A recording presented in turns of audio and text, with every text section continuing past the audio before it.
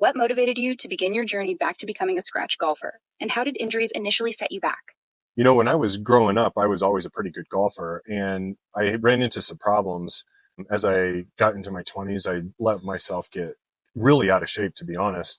And one of the reasons I did was my back was bothering me, not only from golf, but from other activities and just not taking really good care of myself. Like a normal 20 something year old, you think you can just stay, in shape without doing a thing like you did when you were in your teenage years. But for me, as I was starting to get older, I was really not in good shape. So one of the things my doctor told me is I cannot lift anymore, which is probably the worst advice that I could have ever gotten. Because what I did is I went to stay in shape. I tried mountain biking, which I love still, by the way. I did all sorts of things. I would, like almost anybody that wanted to stay in shape, they'd go out and I'm going to go for a run, or I'm going to start doing this, or I'm going to start doing, I was doing everything but lifting. Let's just say that. So anyway, after about 10 years, my golf game's still pretty solid. Shooting par was really, really easy for me. Competing, I didn't do so well on competing, but as I got older, I ended up deciding that I needed to do something different to stay in shape. One, I stopped drinking when I was 33. Now that had some faith that had to do with my faith more than anything else in my relationship with God. But one of the things that I did once I stopped drinking, man, it's amazing how you're like motivated to go do things that are going to help you get better and stronger. And you have more time to hit golf balls, for example. So one of the things that I did was I started lifting, and I did squats for probably about, I think this is what healed my back ultimately, was doing squats. And within a few years or 2 years, I was pain free in my back.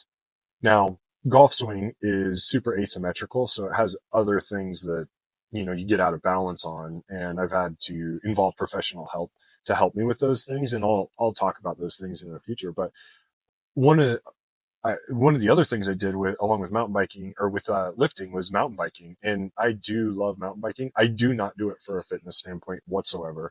I do it entirely for fun. Unfortunately, I got another injury, a wrist injury, and that one really destroyed my golf game. And now here I am, I'm 45 years old, and I'm not playing to my potential, at least what I think is my potential, because I would walk out and I would shoot par pretty much, just no practice, no nothing. It was easy for me to go do. Now it's just an absolute battle ever since my injury. And one of the worst things I could have done was playing through injuries, and all the compensations that I did and took place just so I could get through impact. Like, I'm still scared to hit the ground. And I sit there and think about somebody like Jordan Spieth, who I'm sure he had a wrist injury, and all the problems that are associated with wrist injuries.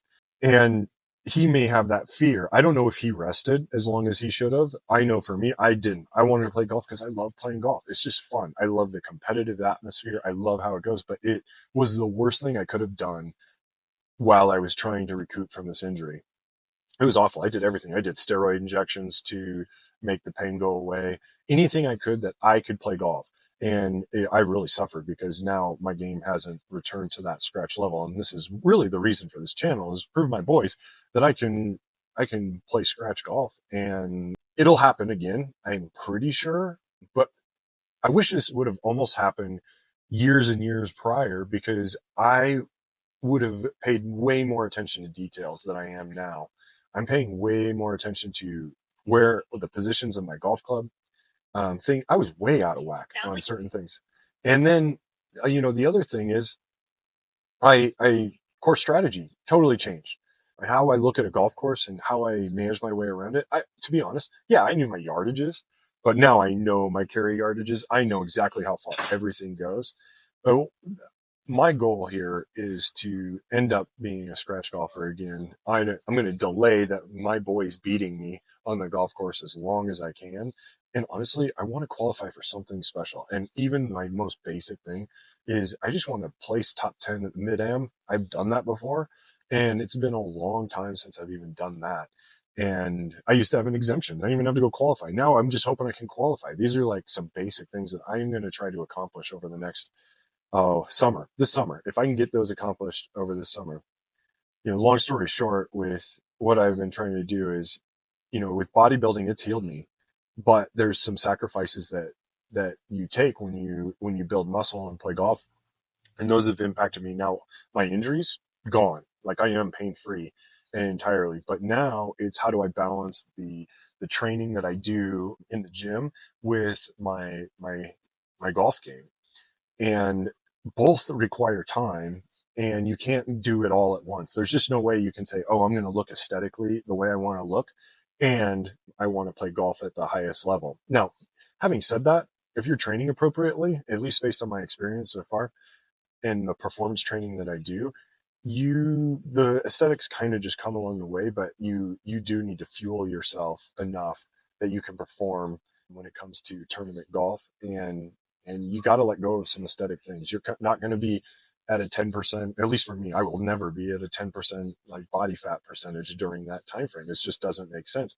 But I'm right around 15 right now. It's perfect and it's easy to maintain. And to give you an idea, similar to Rory McIlroy and the way he trains, for example, right now I'm doing Bulgarian squats. It's a complex movement. It's part of my routine. This is just an example of one exercise, but it's one legged with dumbbells, and I'm doing 4 reps. I'm doing 6 second concentric movements on it, and I'm doing it with about 50 pounds. Okay, or 100 pounds total. But if I have 100 pounds, I'll do that twice a week, just one set. And it's really, really not a lot, but it's enough that it'll maintain my, my strength, and it'll maintain the muscle that I do have. And then one day a week, I'll go and I'll make those 3 sets just so I have enough leg work and enough volume during the week that I'll end up maintaining the muscle that I've created, but I won't sacrifice the performance that I need. And then Bulgarian squats are just one example. But then I have rotational core work, which has been a heavy focus of mine right now. In fact, I even hired professional help because of the asymmetrical nature of a golf swing.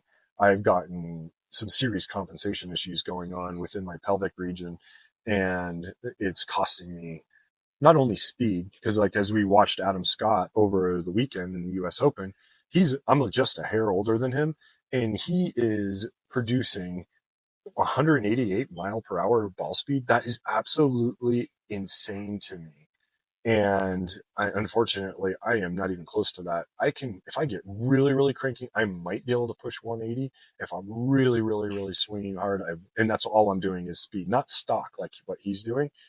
So, and I may do a series just on increasing swing speed to get me back and at my age, which I think would be worthwhile to see some of the things that I'm doing to do that. But honestly, I don't need that kind of swing speed to shoot 72. I don't. And especially on the courses I play and at the altitude I'm at, makes no difference. So getting some of my strategy dialed in, some of my positions and those things done, and then a complementary workout program is really what I'm shooting for. Well, I appreciate you tuning in. I know there's probably a few takeaways here, but ultimately I'm just trying to share my own personal experience and the things that I'm doing at, 45 years old to get back to what I would consider my glory days of playing golf. And hopefully I can win the men's club championship. That's really my ultimate goal this year. And I'm sick of losing. I hate losing so much, and I'm over it. And now, took me until I'm 45 to pay attention to the details. Hopefully I'm staying youthful and in shape enough to do it. I appreciate you tuning in. Until next time.